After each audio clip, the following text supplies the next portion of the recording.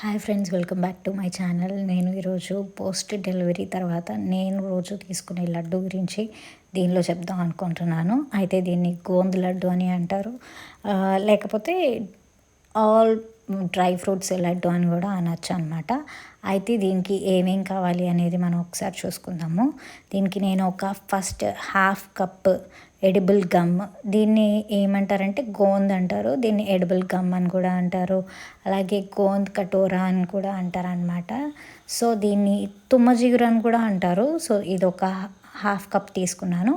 దీన్ని నేను నెయ్యి వేసుకొని నెయ్యిలో మంచిగా ఫ్రై అయ్యేటట్టు చేసుకోవాలన్నమాట. అయితే స్టార్టింగ్ నార్మల్గానే ఉంటుంది, కానీ అది ఫ్రై అవుతున్న కొద్దీ అది పాప్ అవుతుంది అనమాట. చిన్న చిన్నగా మన కుర్కురేలాగా అలా అవుతుంది అనమాట. సో పాప్ అయ్యి ఇలాగ అయిపోతుంది అనమాట. సో దీన్ని ఫ్రై అయిన దాన్ని మనము సపరేట్గా వేరొక ప్లేట్లో పెట్టేసుకుందాము. అయితే ఈ గోంద్ అనేది చాలా చలవ అనమాట. మన బాడీకి హీట్ అదంతా తీసేయడానికి బాగా యూజ్ అవుతుంది. అండ్ కటోరా, సుగంధి కటోరాల్లో కూడా దీన్ని నైట్ అంతా నానబెట్టి వేస్తారనమాట.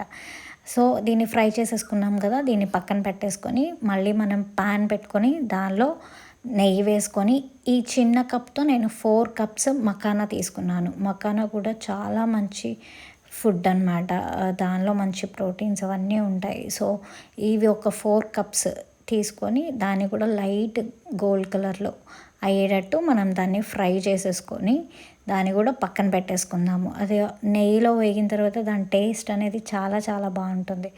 నార్మల్గా విడిగా కూడా తినేయాలని అనిపిస్తుంది అనమాట, అంత బాగుంటుంది. అండ్ దీన్ని పక్కన పెట్టుకుందాము. ఇప్పుడు సేమ్ అదే కప్పులో హాఫ్ కప్ ఆల్మండ్ తీసుకుందాము.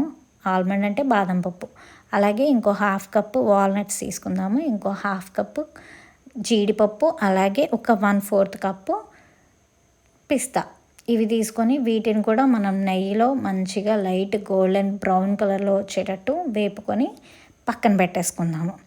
అండ్ నెక్స్ట్ ఇప్పుడు దీనిలో ఒక హాఫ్ కప్పు కిస్మిస్, అలాగే హాఫ్ కప్పు పంప్కిన్ సీడ్స్, అలాగే ఇంకొక హాఫ్ కప్పు మనము వాటర్ మెలన్ సీడ్స్, ఈ 3 కూడా తీసుకొని వాటిని కూడా మంచిగా నెయ్యిలో ఫ్రై చేసుకొని పక్కన పెట్టుకోవాలి. ఆ కిస్మిస్ ఉంది కదా, ఆ కిస్మిస్ ఫ్రై అయితే కొంచెం లావ్ అవుతుంది అనమాట.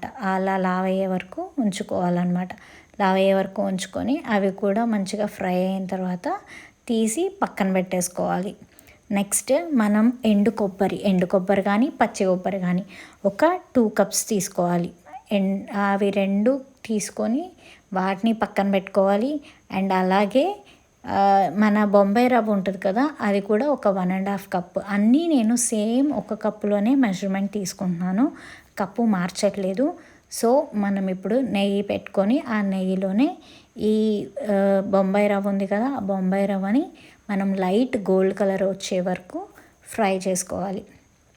అన్నీ విడివిడిగా మనం ఫ్రై చేసేసుకొని పక్కన పెట్టుకోవాలన్నమాట.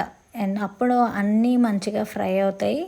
అండ్ మనం చేసుకునేటప్పుడు కూడా చాలా ఈజీగా ఉంటుంది అనమాట. అండ్ ఇది గోల్డెన్ బ్రౌన్ కలర్లో వచ్చింది కదా, దీన్ని కూడా తీసి మనం పక్కన పెట్టేసుకుందాం. నెక్స్ట్ మనము ఎండు కొబ్బరి తురుముకున్నాం కదా, ఆ ఎండు కొబ్బరిని కూడా ఇప్పుడు మనం నెయ్యిలో మంచిగా లైట్ గోల్డ్ కలర్ వచ్చే వరకు ఫ్రై చేసుకోవాలి. ఇవన్నీ మంచిగా ఫ్రై చేస్తున్నాం కాబట్టి లడ్డు అనేది ఎక్కువ రోజులు నిలవ ఉంటుందన్నమాట. సో మనము ఫ్రిడ్జ్లో పెట్టుకోవచ్చు, లేదంటే బయట అయినా ఉంచుకోవచ్చు. ఎక్కువ రోజులు అంటే ఒక 4-5 మంత్స్ వరకు ఉంటుంది. బట్ అన్ని రోజులు ఉండదు కాబట్టి ముందే అయిపోతుంది.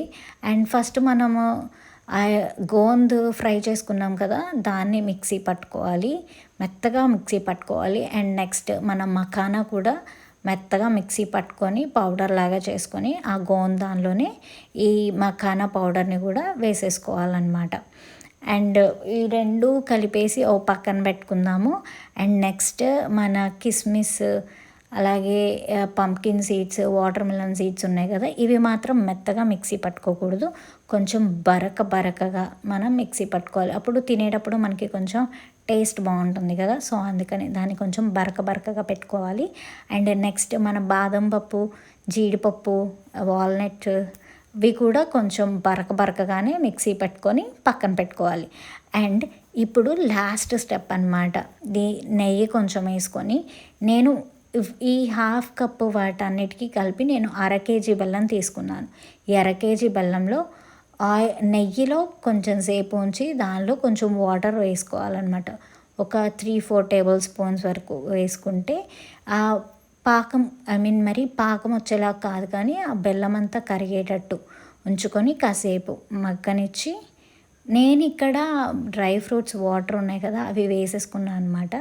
ఆ పాకం కొంచెం మంచిగా వచ్చేటట్టు, మరి ముదురు పాకం అవ్వకూడదు, ఆ పాకం లైట్గా అవ్వాలి. అండ్ దానిలో నేను యాలకుల పొడి కూడా వేసుకున్నాను. ఈ యాలకుల పొడి వేసుకున్న తర్వాత మనం ఆల్రెడీ ముందు అన్నీ మిక్సీ పట్టుకున్నాం కదా, ఆ ఎండు కొబ్బరి, బొంబాయి రవ్వ ఇవన్నీ కూడా ఒకదానిలోకే వేసేసుకొని దానిలో ఈ బెల్లం పాకం కూడా వేసుకొని మంచిగా లడ్డూలాగా ప్రిపేర్ చేసుకోవాలన్నమాట. వేడిగా ఉన్నప్పుడు లడ్డు ప్రిపేర్ చేసుకుంటే చాలా బెస్ట్, త్వరగా రౌండ్గా అయిపోతుంది అనమాట.